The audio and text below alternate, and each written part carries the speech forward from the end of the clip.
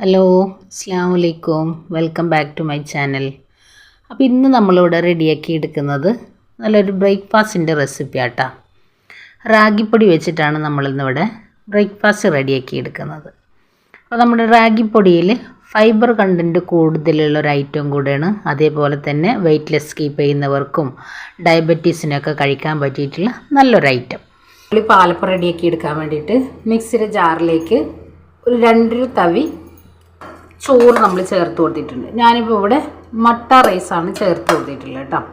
ഇനി ഇതിലേക്ക് അരമുറി തേങ്ങ നമ്മൾ ചേർത്ത് കൊടുക്കുന്നുണ്ട്.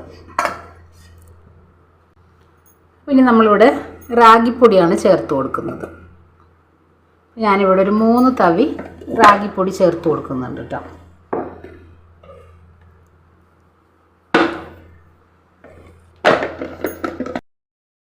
ഇനി ഇതിലേക്ക് 1 ടേബിൾ സ്പൂൺ പഞ്ചസാര ചേർക്കുന്നുണ്ട്.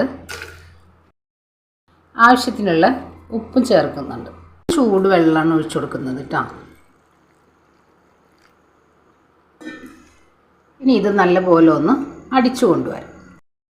ഇനി നമ്മളിതാ അടിച്ചു കൊണ്ടുവന്ന മാവ് വലിയൊരു ബൗളിലേക്ക് നമുക്കൊന്ന് മാറ്റിയെടുക്കാം.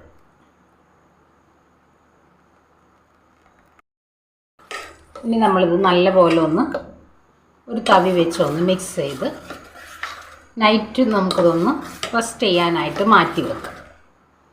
ഞാനിതവിടെ മിക്സിയുടെ ജാറിലേക്ക് ഒരല്പം വെള്ളം കൂടെ ഒഴിച്ച് ഒന്ന് നമ്മൾ കലക്കിയെടുത്തിട്ടുണ്ട്.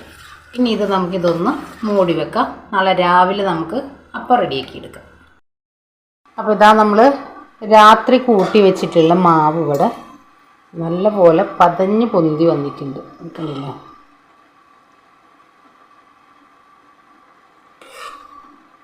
ഇനി ഇത് കൂടുതൽ നമ്മൾ കയ്യിലിട്ട് കുത്തി ഇളക്കാതെ ജസ്റ്റ് ഒന്ന് മിക്സ് ചെയ്ത് എടുക്കാം.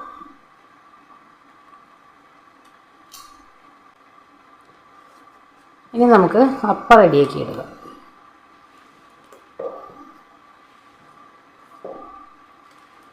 എല്ലാം കൂടെ ഒന്ന് മിക്സ് ചെയ്ത് എടുക്കാം കേട്ടോ. ഇനി നമ്മുടെ അപ്പത്തിലേക്കുള്ള ചട്നി റെഡിയാക്കി എടുക്കാൻ വേണ്ടിയിട്ട് ഒരു മുറി തേങ്ങ എടുത്തിട്ടുണ്ട്, ഇച്ചിരി ഇഞ്ചി, കറിവേപ്പില, ഒരു 6-7 പച്ചമുളക്, ഒരു ചെറിയ കഷ്ണം സവോള. ഇതിന് പകരം നിങ്ങൾക്ക് ചുവന്നുള്ളി ഉണ്ടെങ്കിൽ ചുവന്നുള്ളി എടുക്കാം കേട്ടോ. ഇനി ഇതൊന്ന് മിക്സിയുടെ ജാറിലിട്ട് നമുക്കൊന്ന് അരച്ചു കൊണ്ടുവരാം. അരപ്പിന് ആവശ്യമായിട്ടുള്ള വെള്ളം കൂടെ ഒഴിച്ചു കൊടുക്കാം. ഇതിലേക്ക് ആവശ്യത്തിനുള്ള ഉപ്പും കൂടെ ചേർത്ത് കൊടുക്കും.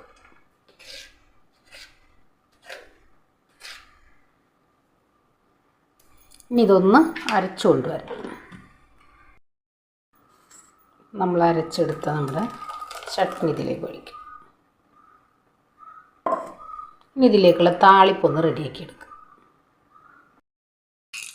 ഇതിലേക്കുള്ള താളിപ്പ്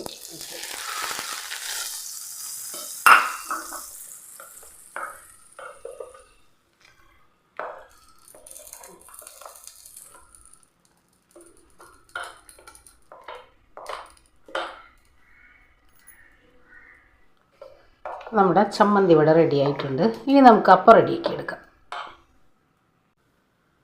ചട്ടി വെച്ച് കൊടുത്തിട്ടുണ്ട്. ഞാനിപ്പോൾ ഇവിടെ നോൺ സ്റ്റിക്കിൻ്റെ ഒരു ചീനച്ചട്ടിയിലാണ് നമ്മളിത് റെഡിയാക്കി എടുക്കുന്നത്. ഒരു തവി മാവ് ഒഴിച്ചു ചുറ്റിച്ച്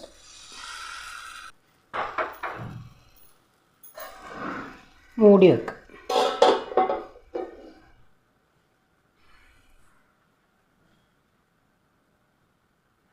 ഒന്ന് റെഡിയായി വരട്ടെ. ഇതാ നമ്മുടെ അപ്പം ഇവിടെ റെഡിയായി. കണ്ടില്ലേ? നല്ല സോഫ്റ്റായിട്ടുള്ള അപ്പമാണ് ഇവിടെ കിട്ടിയിട്ടുള്ളത്. ഇനി നമുക്കിത് എടുത്ത് മാറ്റാം.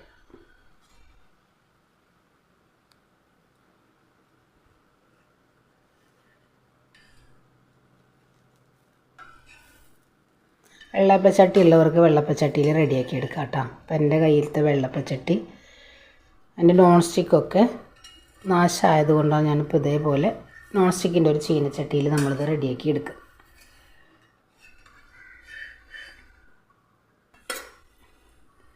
കണ്ടല്ലോ.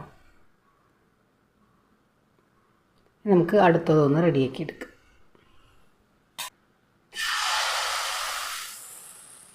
ഇതേപോലെ ഒന്നാത് ചുറ്റിച്ചെടുക്കും.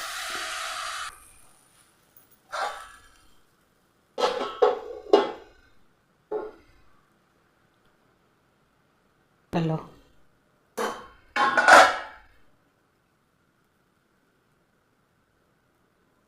ഇതേപോലെ നമുക്ക് എടുത്ത് മാറ്റാം.